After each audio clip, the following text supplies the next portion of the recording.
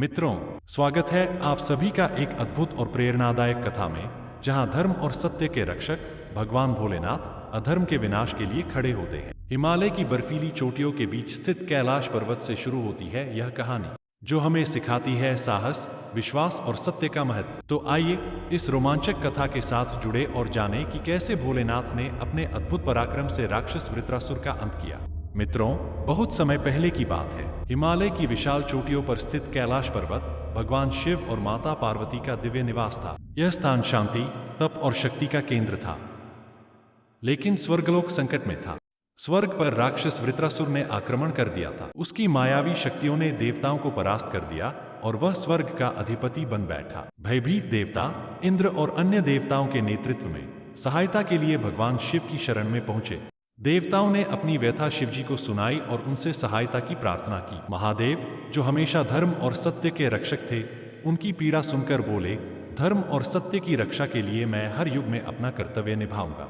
भोलेनाथ ने अपने त्रिशूल और डमरू के साथ युद्ध के लिए प्रस्थान किया। हिमालय के शांत वातावरण में जैसे ऊर्जा की लहर दौड़ गई। उधर वृत्रासुर अपने दंभ और शक्ति के साथ युद्ध की तैयारी कर रहा था। दोनों शक्तियों का सामना हुआ। वृत्रासुर ने अपनी मायावी शक्तियों से भोलेनाथ पर आक्रमण किया। उसने अग्नि, जल और वायु के माध्यम से शिवजी को विचलित करने की कोशिश की, लेकिन महादेव अडिग थे। उनकी दृष्टि में केवल धर्म और सत्य की विजय थी।